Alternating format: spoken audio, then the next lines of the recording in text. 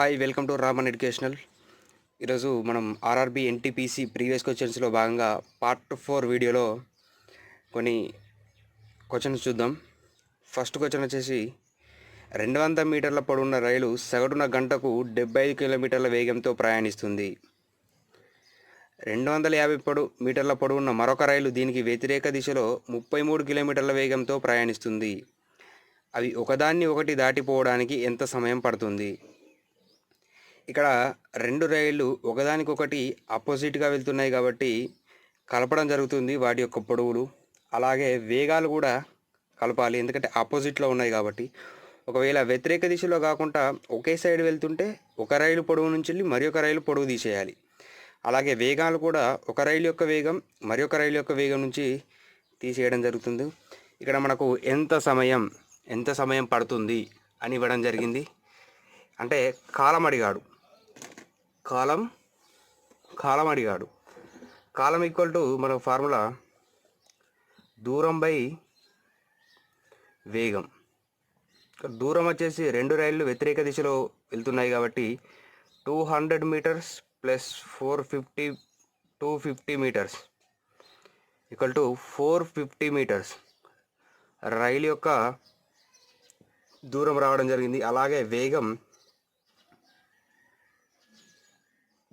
ఒక రైలు యొక్క వేగం 75 కిలోమీటర్లు, అలాగే మరొక రైలు యొక్క వేగం 33 కిలోమీటర్లు. వ్యతిరేక దిశలో వెళ్తుంది కాబట్టి కల్పము. దీని యొక్క వాల్యూ 108 కిలోమీటర్స్. ఇక్కడ దూరం అనేది మీటర్స్లో ఉంది, అలాగే వేగం అనేది కిలోమీటర్స్లో ఉంది. ఈ వేగాన్ని మనం మీటర్ పర్ సెకండ్లోకి మార్చుకుంటే 108 ఇంటూ 5/18, 9 గంటల 18, 9 ఎక్కం 9 గంటల 18, 2 ఎక్కం 2 ఆరుల 6 5 30 సెకండ్స్, 30 సెకండ్స్.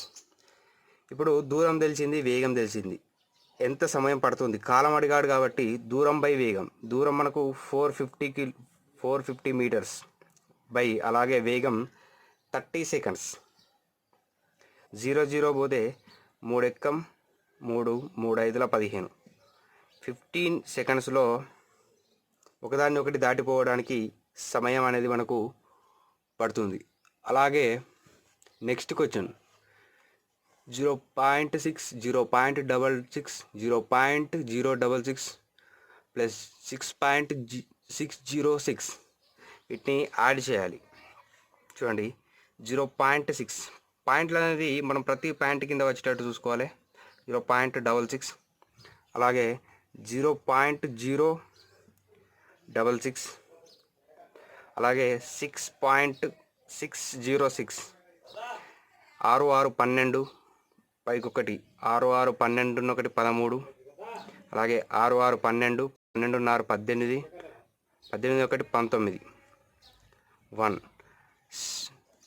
7.932 అనేది మనకు ఆన్సర్ రావడం జరిగింది. అలాగే next question 16.7 plus 12.38 minus question mark equal to 10.09. ఇక్కడ 16.7 అలాగే 12.38 యాడ్ చేస్తే మనకు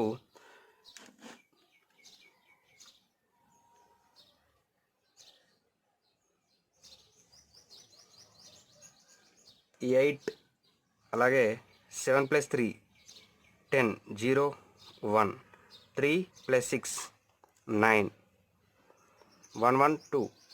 రెండింటి తర్వాత పాయింట్ ఉంది కాబట్టి ఇక్కడ రెండింటి తర్వాత పాయింట్ పెట్టుకుంటే మనకు 29.08 రావడం జరిగింది. Equal to 29.08 minus question mark equal to 10.09. అలాగే ఈ 29.08ని ఇలానే ఉంచి ఈ మైనస్ ఇటు తీసుకుపోతే ఈ వాల్యూ ఇటు వస్తే ఇది ప్లస్లో ఉంది కాబట్టి ఇటు వచ్చేసరికి మైనస్ అవుతుంది. 10.09 ఈక్వల్ టు క్వశ్చన్ మార్క్. అలాగే 29.08 10.09 ఈక్వల్ టు దశకం 10 తీసుకుంటే 18 అయింది. ఈ 18 నుంచి 9 పోతే మనకు 9 రావడం జరిగింది. అలాగే ఇక్కడ మళ్ళీ దశకం తీసుకుంటే 10 వస్తుంది. ఆల్రెడీ ఒకటి పోయింది కాబట్టి 9 ఉంటుంది, 9. ఇక్కడ ఒకటి పోయింది కాబట్టి 8. రెండులోకి వెళ్ళి ఒకటి పోతే 1 రావడం జరిగింది. Next question.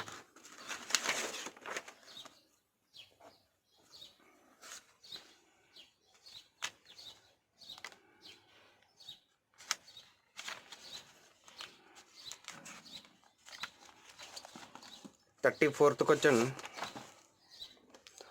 100 మీటర్ల పొడవున్న రైలు గంటకు 60 కిలోమీటర్ల వేగంతో ప్రయాణిస్తుంది. 240 మీటర్ల పొడవున్న ప్లాట్ఫామ్ను దాటడానికి ఆ రైలు ఎంత సమయం పడుతుంది? ఇక్కడ కూడా మనకు కాలం అడగడం జరుగుతుంది. మనం కాలం యొక్క ఫార్ములా కాలం ఈక్వల్ టు దూరం బై వేగం. చూడండి, ఇక్కడ 110 మీటర్ల పొడవున్న రైలు 240 మీటర్ల పొడవున్న ప్లాట్ఫామ్ను దాటుతుంది. ఇక్కడ ఇలా ఇచ్చినప్పుడు మనం వ్యతిరేక దిశలో అన్నా, ప్లాట్ఫామ్ పొడవును దాటుతున్నా, అపోజిట్ అన్నా, ఒకటే దిశలో అన్నా ఈ దూరాలు అనేది కలపాలి. అప్పుడు ఏమవుతుందంటే 110 మీటర్స్ ప్లస్ 240 మీటర్స్ అనేది యాడ్ చేస్తే మనకు 350 మీటర్స్ రావడం జరుగుతుంది. అలాగే ఇక్కడ మనకు వేగం కూడా ఇచ్చాడు. ఈ వేగం అనేది మనకు కిలోమీటర్స్లో ఉంది. దీన్ని మనం మీటర్స్లోకి మార్చుకుంటే 60 × 5/8 రావడం జరిగింది. 60 × 5/8 ఈక్వల్ టు దూరం 350 మీటర్స్ బై 60 × 5/8. దీన్ని ఇలానే ఉంచి 350/60 × 5, ఈ 8ని పైకి తీసుకెళ్తే ఇంటూ 18 రావడం జరుగుతుంది. అలాగే 0 0 క్యాన్సల్. 6 ఎక్కం 6 ముళ్ళ 18, 5 ఎక్కం 5 ఏళ్ళ 35. 7 × 3 21 సెకండ్స్ అనేది మనకు ఆన్సర్ రావడం జరిగింది. నెక్స్ట్ క్వశ్చన్లో, ఈ క్వశ్చన్ చాలా ఇంపార్టెంట్ అండి. కొద్దిగా లెంత్ కూడా ఉంటుంది. లెంత్ ఉన్న ప్రాబ్లం లేదు, మనం ఈజీగా నేర్చుకుందాం. చాలా ఇంపార్టెంట్ క్వశ్చన్స్ ఇవి. మిస్ కాకుండా కంపల్సరీగా నా ఛానల్ని ఫాలో అవ్వండి. 100% మీకు చాలా ఉపయోగపడుతుంది ఈ వీడియోస్. నెక్స్ట్ ఈ 2020లో కంపల్సరీగా CBT1 రాసే వాళ్ళందరికీ చాలా యూజ్ అవుతుంది. NTPC కానీ, గ్రూప్ D కానీ. నెక్స్ట్, వార్షికంగా చక్రవడ్డీని లెక్క గడుతున్నప్పుడు 3 ఏళ్ల కాలానికి 10% చొప్పున రూపాయలు 2000కు అయ్యే చక్రవడ్డీ ఎంత? మనకి ఇక్కడ రేషియో R అనేది 10% ఇవ్వడం జరిగింది. అలాగే P అసలు ఈక్వల్ టు 2000 ఇవ్వడం జరిగింది. N అంటే కాలం 3 years ఇవ్వడం జరిగింది. ఇప్పుడు మనకు CI చక్రవడ్డీ ఎంత కనుక్కోవాలి? చక్రవడ్డీ CI ఈక్వల్ టు P అసలు into 1 + R/100 whole power n minus P. చూడండి, ఇక్కడ P అంటే మనకు తెలుసు 2000. అలాగే 1 + R అంటే 10/100 హోల్ పవర్ n అంటే 3, P అంటే 2000. చూడండి, 0 0 క్యాన్సిల్ అయింది. ఇక్కడ 2000 10 × 1 10 + 1/10 మైనస్ 2000. ఇక్కడ చూడండి, 2000 క్యూబ్ 3, 2011/10 హోల్ క్యూబ్ మైనస్ 2000. అలాగే 2000 × 11². 11ని 11/10ని 3 టైమ్స్ రాసుకుంటే 11/10 × 11/10 × 11/10 మైనస్ 2000. అలాగే ఇక్కడ 11 × 11 × 11 11 × 11 × 11 ఎంత? 1331. 10 × 10 × 10 1000 మైనస్ 2000. ఈ 3 సున్నాలు ఈ 3 సున్నాలు క్యాన్సల్. 2 ఎక్కంల 2, 2 ముళ్ళ 6, 2 ముళ్ళ 6, 2 ఎక్కం 2 minus 2000 equal to 2662 minus 2000 equal to 662 rupees అనేది మనకు చక్రవడ్డీ రావడం జరిగింది. నెక్స్ట్, 10 సెంటీమీటర్ల భూమి 26 సెంటీమీటర్ల ఎత్తున్న ఒక త్రిభుజ వైశాల్యాన్ని కనుక్కోండి. త్రిభుజ వైశాల్యం ఫార్ములా వచ్చేసి మనకు త్రిభుజ వైశాల్యం ఫార్ములా వచ్చేసి మనకు హాఫ్ ఇంటూ భూమి ఇంటూ ఎత్తు మనకి ఇక్కడ భూమి అనేది 10 సెంటీమీటర్స్, అలాగే ఎత్తు అనేది 26 సెంటీమీటర్స్ అనేది ఇవ్వడం జరిగింది. ఇందులో ప్రతిక్షేపిస్తే హాఫ్ ఇంటూ 10 ఇంటూ 26 2 ఎక్కం 2 ఐదుల 26 ఇంటూ 5 130 చదరపు సెంటీమీటర్లు వైశాల్యం అడిగినప్పుడు చదరపు సెంటీమీటర్లుగా మనం రాసుకోవాలి. అలాగే నెక్స్ట్ క్వశ్చన్ 37th క్వశ్చన్. ఈ దిగువ పేర్కొన్న భిన్నాలో అతి చిన్న భిన్నం ఏది? Option A 5/8, option B 7/10, option C 3/4, అలాగే ఆప్షన్ డి 9/16. ఈ భిన్నాల్లో అతి చిన్న భిన్నం ఏది? మనం ఒకసారి చూడండి. ఫస్ట్ ఏని చూద్దాం. 5/8ని 8 అనేది 5 కంటే పెద్దదిగా ఉన్నట్టు కాబట్టి 0 పాయింట్ పెట్టుకుంటే ఇక్కడ 0 పెట్టుకోవాలి. 8 6 48 2 మిగులుద్ది. పాయింట్ ఉంది కాబట్టి 0. 8 3 8 2 16 4 మిగులుద్ది. పాయింట్ ఉంది కాబట్టి 0. 8 5 40. ఇక్కడ ఏ వాల్యూ వచ్చేది 0.625. అలాగే బి వాల్యూ అనుకుంటే 0 పాయింట్ పెట్టుకొని ఇక్కడ 0 పెట్టుకోండి. 10 ఏళ్ళ 70. మనకు బి వాల్యూ వచ్చేసి 0.7. అలాగే నెక్స్ట్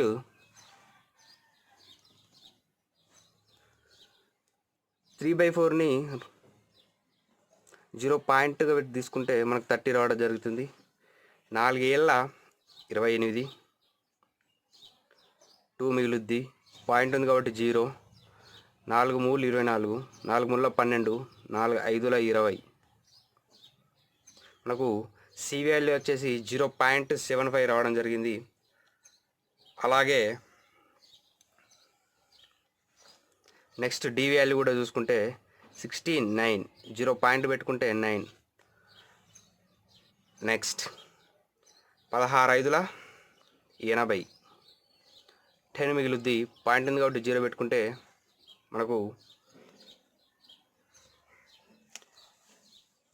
నెక్స్ట్ 16 5 80 16 96 4 మిగులుద్ది.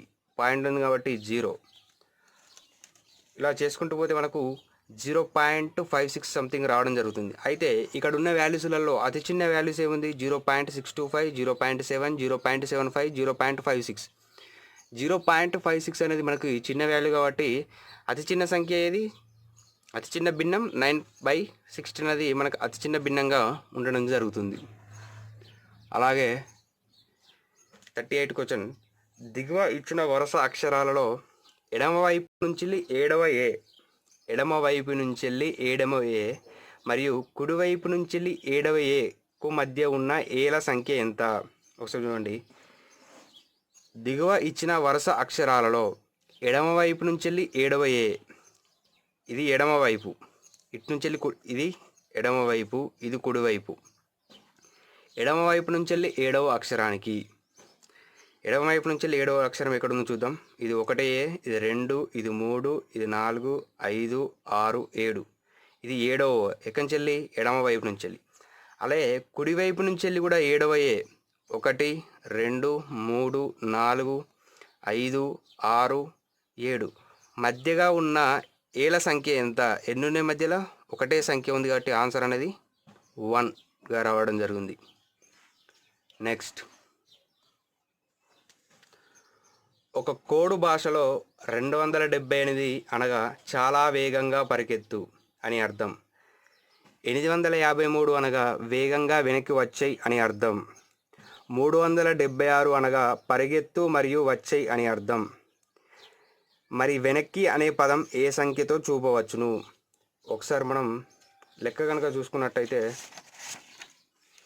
278 ఏ విధంగా రాసుకోవచ్చు? 278 మనం చాలా వేగంగా పరిగెత్తు. అలాగే నెక్స్ట్ 853ను వేగంగా వెనక్కి వచ్చేయి.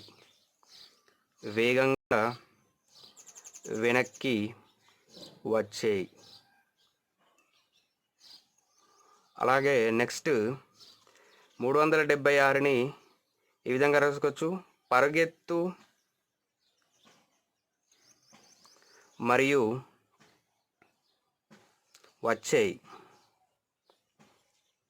ఒకసారి ఇక్కడ చూడండి. ఈ రెండింటిని మనం ఫస్ట్ తీసుకుంటే ఇందులో సేమ్ ఉన్న సిరీస్ చూసుకున్నట్టే 8, ఇందులో 8 అనేది సేమ్ ఉంది. అలాగే ఈ రెండిట్లో తీసుకుంటే మనకు ఏముంది, వేగంగా అనేది సేమ్ ఉండడం జరిగింది.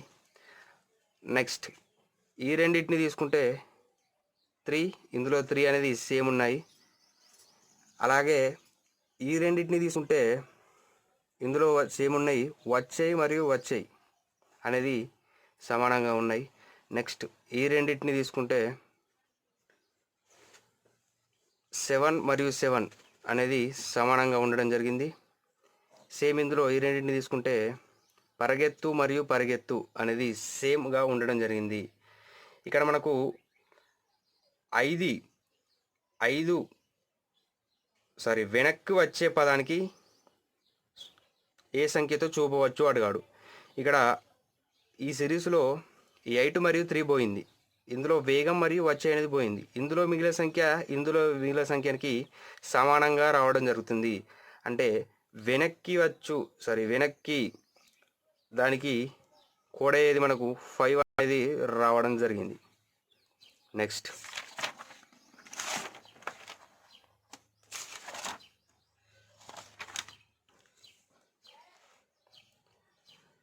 మొదటి 50 బేసి సహజ సంఖ్యల మొత్తం ఎంత? మొదటి 50 బేసి సహజ సంఖ్యల మొత్తం ఎంత? 40th క్వశ్చన్ వచ్చేసి మొదటి 50 బేసి సహజ సంఖ్యల మొత్తం ఎంత? ఇక్కడ ఒకటి ఫార్ములా ఉంటుంది. n బేసి సంఖ్యల మొత్తానికి ఫార్ములా n బేసి సంఖ్యల మొత్తం అనేది ఫార్ములా n² రాసుకోవచ్చు. n బేసి సంఖ్యల ఫార్ములా ఏంటిది? n². అలాగే ఇక్కడ మొదటి 50 బేసి సహజ సంఖ్యల మొత్తం, మొదటి 50 బేసి సహజ సంఖ్యల మొత్తాన్ని 50² రాసుకుంటే 50² అంటే 50 × 50 = 2500 అనేది మనకు ఆన్సర్గా రావడం జరిగింది. నెక్స్ట్ మనకు 41th క్వశ్చన్ వచ్చేసి ముగ్గురు విద్యార్థుల సగటు బరువు 40 kgలుగా, వారిలో రంగా బరువు 46 kgలు మరియు మిగిలిన ఇద్దరు విద్యార్థులు రహీం, రేష్మాల బరువులు సమానం. అయినా రహీం బరువు ఎంత? ఒకసారి చూడండి. ఇక్కడ మనకు ముగ్గురు విద్యార్థుల సగటు బరువు అనేది ఇవ్వడం జరిగింది. ముగ్గురు విద్యార్థుల సగటు బరువు ఎంత? 40 kgలు. ఫస్ట్ వీరిలో రంగా బరువు ఎంత ఇచ్చాడు? రంగా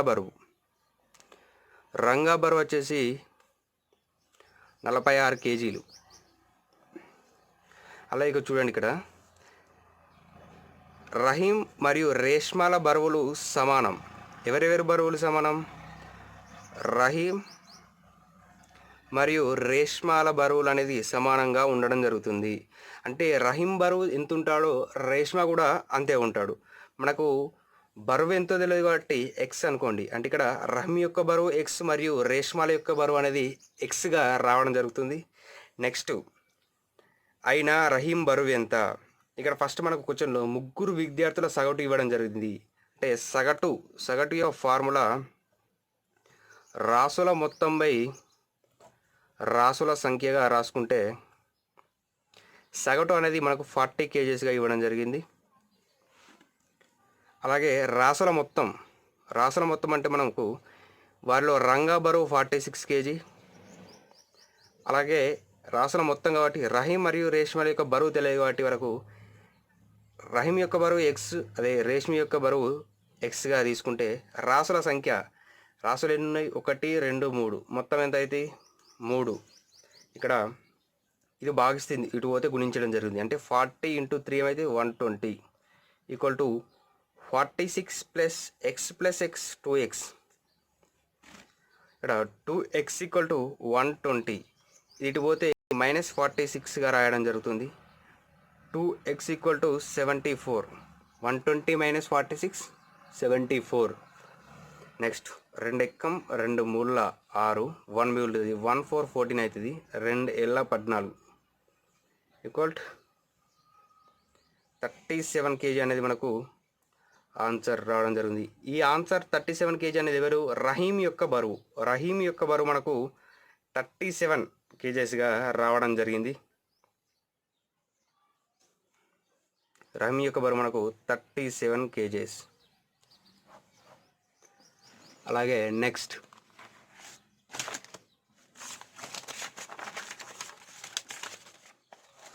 42 క్వశ్చన్. 42 క్వశ్చన్లో రాహుల్ మరియు లక్ష్మిల వయసుల నిష్పత్తి 5:7. 4 సంవత్సరాల తర్వాత వారి వయసుల మొత్తం 56 సంవత్సరాలు. అయినా వారి ప్రస్తుత వయస్సులు ఎంత?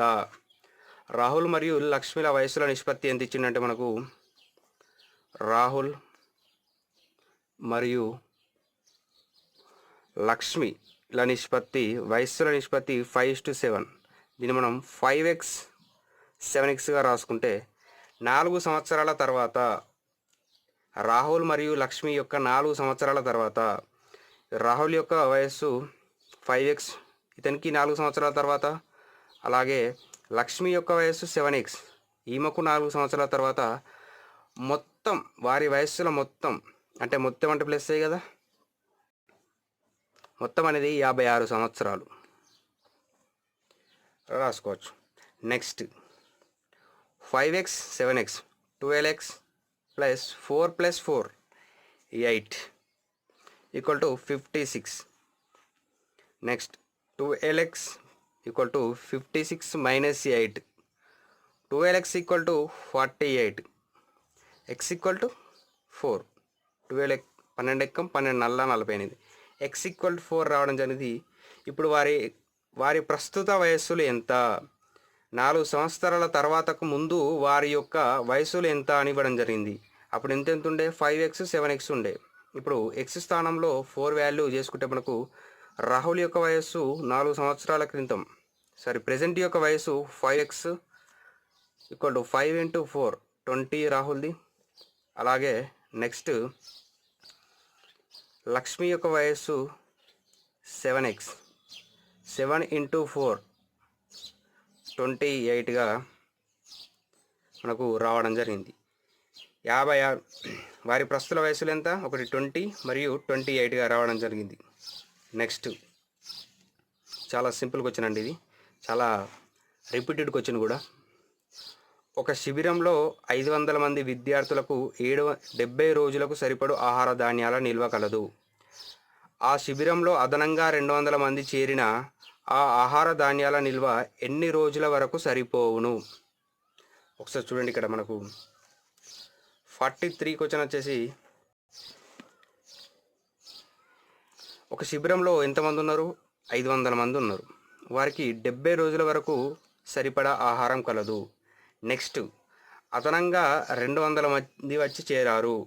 ఫస్ట్ ఉన్న మంది ఎంత? 500 మంది. తర్వాత వచ్చిన మంది 200 మంది. యాడ్ చేస్తే మొత్తం మనకు 700 మంది ఉండడం జరిగింది. ఈ 200 మంది చేరిన తర్వాత ఆహార ధాన్యాల నిల్వ ఎంత? మనకు తెలియదు, వాటి ఎక్స్ విలువ మనం కనుక్కుందాం. 500 × 70 35,000 ఈక్వల్ టు 700 × x. 2 0 క్యాన్సిల్ అయితే 350 ఉండడం జరిగింది. 7 ఎక్కం 7 5లో 35 ఈక్వల్ టు 50. అంటే ఆహార ధాన్యాల నిల్వ ఎన్ని రోజుల వరకు సరిపోవునంటే 50 రోజుల వరకు సరిపోవడం అనేది మనకు ఆన్సర్గా రావడం జరిగింది. అలాగే నెక్స్ట్, ఒక గ్రామ జనాభా 6,250. ఆ గ్రామ జనాభా పెరుగుదల రేటును సంవత్సరంకు 8% గుర్తించబడింది. అయినా 2 సంవత్సరాల తర్వాత గ్రామ జనాభా ఎంత? అయినా 2 సంవత్సరాల తర్వాత గ్రామ జనాభా ఎంత? చాలా ఇంపార్టెంట్ క్వశ్చన్ అండి ఇది. ఒక గ్రామ జనాభా 6250. మొదటి సంవత్సరం 8% గుర్తించబడింది. అలాగే రెండవ సంవత్సరం 8% గుర్తించబడింది. తర్వాత ఆ గ్రామ జనాభా ఎంత అనేది మనకు కనుక్కోవాలి. చూడండి ఇక్కడ 2 50ల 2 54ల సేమ్ 2 50ల మరియు 2 54ల పోద్ది. 2 రెండ్ల 2 ఏళ్ళ 2 రెండ్ల 2 ఏళ్ళ 14, 2 25ల 2 25ల. నెక్స్ట్ 25 ఎక్కం 25 25ల 625, 25 ఎక్కం 25 పదుల 27 మిగిలింది 10 × 27 × 27 ఈక్వల్ టు మనకు 729 అనేది రావడం జరిగింది. 8% గుర్తించబడిన తర్వాత 2 సంవత్సరాల తర్వాత ఆ గ్రామ జనాభా ఎంత అంటే 7290 అనేది ఆ గ్రామ జనాభా. 2 సంవత్సరాల తర్వాత ఈ జనాభా. నెక్స్ట్ ఒక బల్లను రూపాయలు 2142లకు అమ్మగా అతనికి 5% లాభం వచ్చును. దానిపై 10% లాభం రావాలనన్నా దాని ఎంతకు అమ్మవలను? ఒకసారి చూడండి ఇక్కడ. ఒక బల్లను 2142 రూపాయలకు అమ్మిండు. అతనికి 5% లాభం రావడం జరిగింది. అంటే 100% ఉన్న వస్తువును 5% లాభం చేసుకొని అమ్మితే 105%కి అమ్మితే అతనికి 2142 రూపాయలకు రావడం జరిగింది. నెక్స్ట్ దానిపై 10% లాభం రావాలనన్నా అంటే 110, దాన్ని ఎంతకు అమ్మాలి? 110 × 2142/105. ఓకేనా.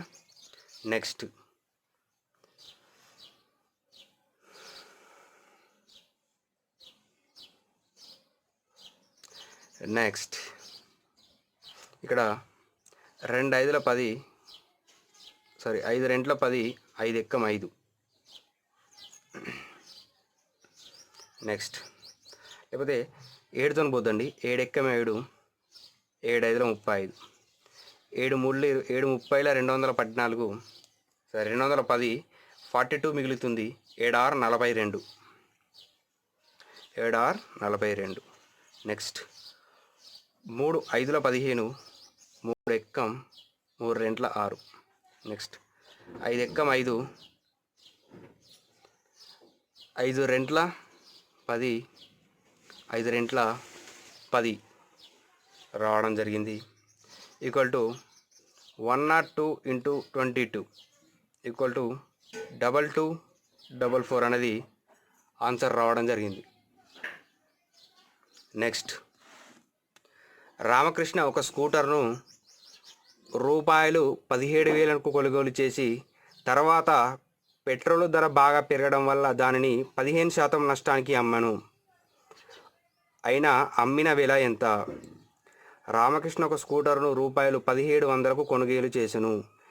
కొన్న ధర ఎప్పుడైనా మనకు 100కు తీసుకుంటే 100 కొన్న ధర అనేది ఎప్పుడు 100కు తీసుకోవాలి. 100 వాల్యూ వచ్చేది 17,000. అయినా పెట్రోల్ ధర పెరగడం వల్ల దాన్ని 15% నష్టానికి అమ్మను. ఇలా అమ్ముతుంటే అతనికి అమ్మిన వేళ ఎంత రావడం జరిగింది? ఎంత శాతం నష్టానికి అమ్మిండు? 15% నష్టానికి. అంటే 100 - 15 ఈక్వల్ టు 85 ఈక్వల్ టు ఎంత?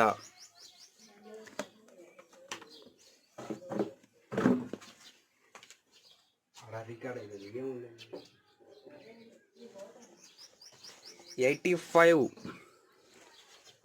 85 × 17,000/100. 2 సున్నాలకు 2 సున్నాలు పోతే 85 × 17 ఈక్వల్ టు మనకు 14,450 అనేది ఆన్సర్ రావడం జరిగింది. అలాగే నెక్స్ట్ క్వశ్చన్, ఒక ఉద్యోగి రూపాయలు 900ను సంవత్సరమునకు 18% వడ్డీ రేటు చొప్పున అప్పు తీసుకొని 9 నెలల తర్వాత చెల్లించెను. అయినా అతను ఎంత చెల్లించెను?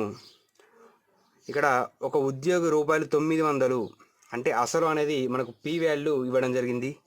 P value equal to 900. అలాగే ఆర్ వడ్డీ 18%. అలాగే ఇక్కడ టీ అనేది మనకు కాలం అనేది నెలల్లో ఇచ్చిండు, మనకు సంవత్సరాల్లో ఉండాలి కాబట్టి 9/12 ఈక్వల్ టు 3 ముళ్ళ 3 నల్ల 3/4 అనేది రావడం జరిగింది. నెక్స్ట్ మనకు ఐ ఈక్వల్ టు PTR/100 అనే ఫార్ములా తీసుకుంటే పి అనేది 900, అలాగే టీ అంటే 3/4 ఇంటూ ఆర్ అంటే 18/100. 2 సున్నాలకు 2 సున్నాలు పోతే మనకు 9 ఇంటూ 3 ఇంటూ 18/4 మిగులుతుంది. 2 రెండ్ల 2 తొమ్మిదిల. ఇక్కడ 9 ఇంటూ 9 81 ఇంటూ 3/2 ఈక్వల్ టు 243/2 రావడం జరుగుతుంది. ఈక్వల్ టు 2 ఎక్కం 2 ఎక్కం 2 2 రెండ్ల 4 2 ఎక్కం 2 అంటే ఇంకొకటి మిగులుతుంది. పాయింట్ పెట్టుకుంటే 10 అవుతుంది. 2 5ల 10 ఈక్వల్ టు మనకు 121.5 అనేది వడ్డీ రావడం జరిగింది. ఇక్కడ మనకు క్వశ్చన్ ఏం అడిగాడంటే అయినా అతను ఎంత చెల్లించను, వడ్డీ ప్లస్ అసలుతో ఎంత చెల్లించను అని అడగడం జరిగింది. అంటే మొత్తం ఎంత అని అడిగాడు. మనం మొత్తం యొక్క ఫార్ములా మొత్తం ఈక్వల్ టు అసలు ప్లస్ వడ్డీ. అసలు మనకు 900 ప్లస్ వడ్డీ 121 రూపాయల 5 పైసలు రావడం జరిగింది.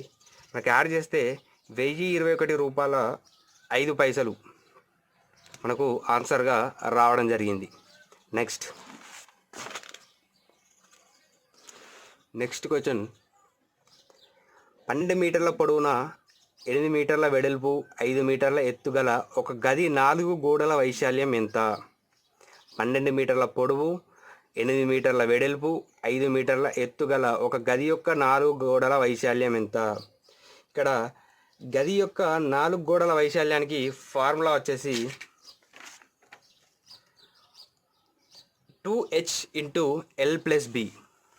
2h into L plus B. గది 4 గోడల వైశాల్యం 4 గోడల వైశాల్యం 2h into L plus B. ఇక్కడ L ఈక్వల్ టు 12, అలాగే B equal to 8, H equal to 5 ఇవ్వడం జరిగింది. ఇందులో సబ్స్టిట్యూట్ చేస్తే మనకు 2 ఇంటూ H అంటే 5, అలాగే L plus B 12 plus 8, 2 into 5 12 plus 8 20, 2 into 5 into 20 100 equal to 200 metre square అనేది మనకు రావడం జరిగింది. నెక్స్ట్, ఒక దీర్ఘగణం యొక్క ఘనపరిమాణం 1200 ఘనపు సెంటీమీటర్లు, పొడవు 15 సెంటీమీటర్లు, వెడల్పు 10 సెంటీమీటర్లు. అయినా ఎత్తు ఎంత? ఒక దీర్ఘగణం యొక్క ఘనపరిమాణం 1200 ఘనపు సెంటీమీటర్లు ఇవ్వడం జరిగింది. అలాగే దాని యొక్క పొడవు 15 సెంటీమీటర్లు, వెడల్పు 10 సెంటీమీటర్లు. అయినా ఎత్తు ఎంత? ఇక్కడ మనకు దీర్ఘగణం యొక్క ఘనపరిమాణం ఫార్ములా వచ్చేసి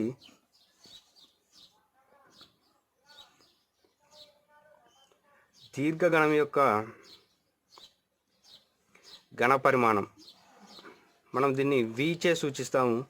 equal to L into B into H.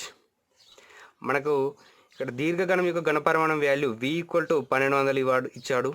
అలాగే 1200 ఘనపు సెంటీమీటర్లు. నెక్స్ట్, పొడవు L ఈక్వల్ టు 15 సెంటీమీటర్స్, అలాగే B equal to 10 centimetres. H equal to ఎంత అని అడగడం జరిగింది. చూడండి, ఇక్కడ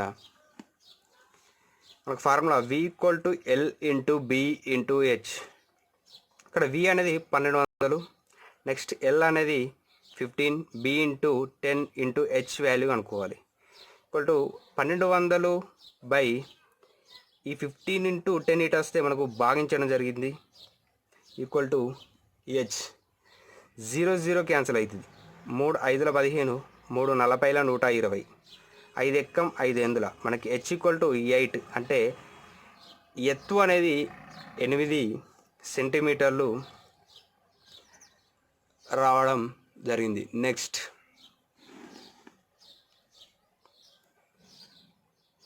1/2 హోల్